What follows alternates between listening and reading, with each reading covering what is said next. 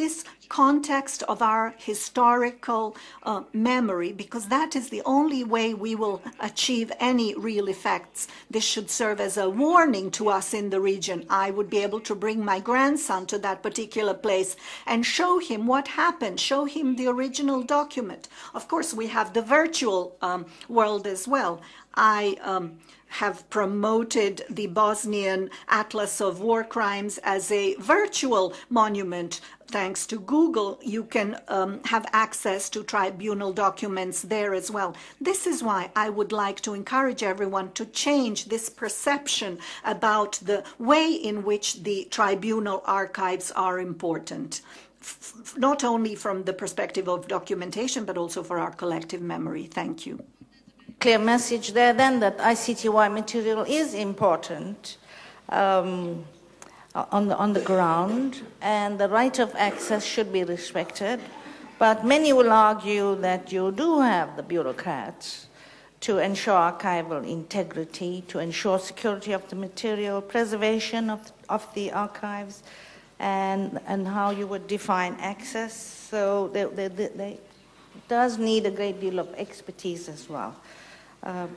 Natasha.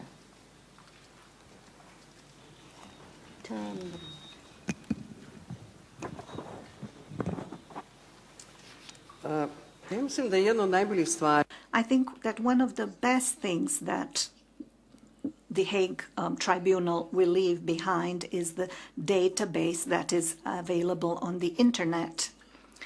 That is a tool that can ensure the long-term preservation of the legacy. And I think that we should continue along those lines. What are these residual mechanisms, and in what manner can they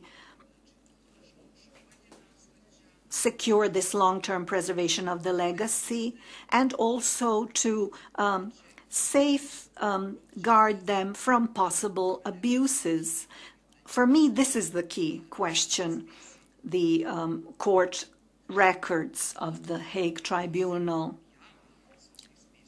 other than public records, than the audiovisual materials of the trials, of exhibits that can be found on this internet database, also include investigation documents and very confidential materials. And so this is a key question for me, because nothing is said about that. We haven't heard anything about that even from the working group member that is reviewing that question of structure, where it will be located, when will the residual mechanisms begin to function. There is no mention of how we will ensure that there is control over this very sensitive material, who will carry out this control, and who is going to exercise the control. And what is important also, there has to be independent oversight. This process of handing over investigation documents and confidential documents has already been started.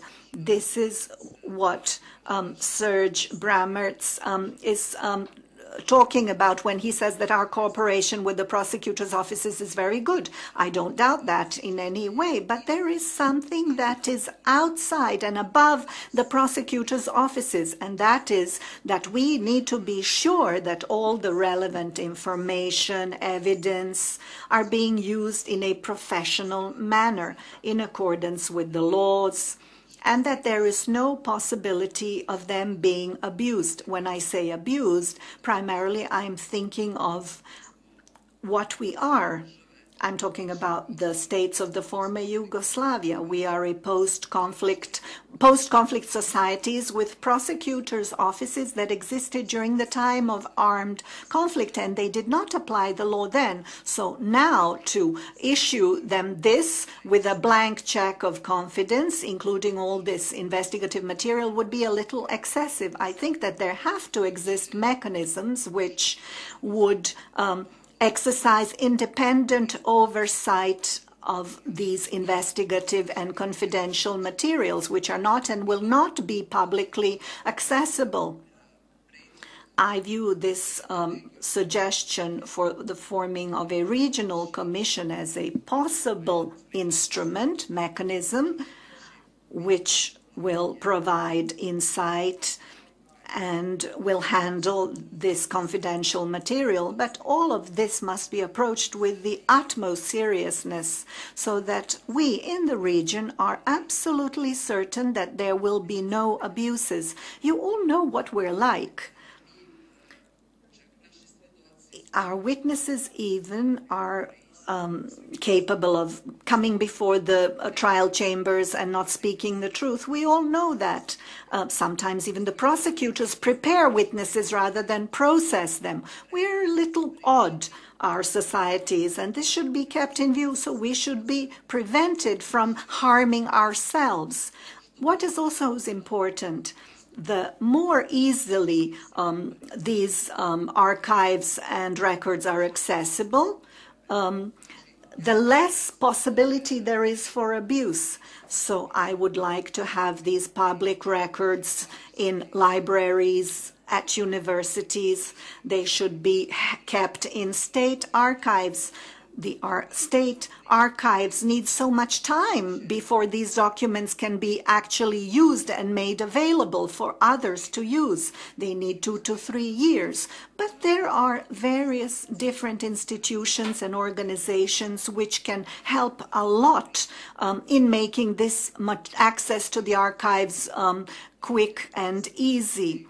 The more access there is, the better that is for us in the region, and that would be one of the preventive mechanisms to prevent abuse. It will stop us from acting against the interests of the victims and not to do something that would constitute a continuation of the crime, and crimes, and I'm not even ruling out the possibility of sales of data. Well, let's ask the ICTY representatives. What exactly are you doing about archiving? And have you addressed some of the issues raised here by Natasha and Milshad? Bridget, you can. Thank you, Madam Moderator. I think I represent the bureaucracy, I'm the face of the bureaucracy that we've been speaking about. I would stress, though, that the work that we're doing is very much in support of all the efforts that have been raised in terms of making the archives available in various formats to the regions. Just to be clear, the United Nations Archives and Records Management section is responsible for overseeing the completion strategy with respect to the archives of both ad hoc tribunals, ICTR for Rwanda as well. In that context, we have a working group that's been active for about 5 years that has developed a strategic plan for working to effect economic and administrative efficiencies, as well as to identify and share good practice with respect to winding down the tribunals and ensuring that the archives will be preserved in order that they can be made available for future stakeholders in the wide context that you have alluded to. One of the things that we would stress is the expense and the technical complexity of the preservation of the tribunal archives. As many of you know, the court proceedings are now recorded digitally. We I learned a new word just a couple of weeks ago, which is a zettabyte, which I think is what's a zettabyte? Yeah, it's a lot. It's there's going to be more than a zettabyte of digitized audio and video recordings from ICTR alone. It's expected that there'll be a similar amount from ICTY. There are projects underway at both tribunals to migrate to new formats so that these records can be preserved. At the same time, we're very conscious of the fact that in making the materials available to the people in the regions, we will need to provide the records in formats that can be used most effectively. That's to say, dealing with lower technology, analogue formats, and indeed providing materials to people who may not be literate. So there is a wide planning afoot to identify the best preservation techniques for the original materials and also the best formats for preserving those, for making those accessible to as many people as possible. As I say, we're based at headquarters working with both tribunals. I think that perhaps my colleague Elizabeth Emerson, who's the archivist at ICTY, can give you the highlights of what this tribunal is doing. Elizabeth. Thank you. There we are. Thank you, Madam Commissioner.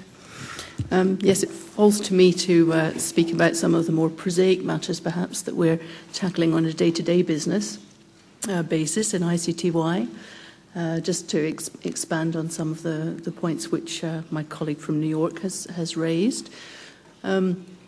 Before records can be made available for access, of course, they have to be preserved. And much of our day-to-day work at the moment is concerned with identifying and locating our records. Others have referred to the volume of records which we have generated over 15, 16 years. It's absolutely huge. Those records are currently spread over 4 buildings and many, many servers. It's a huge amount of documents and data, huge quantity.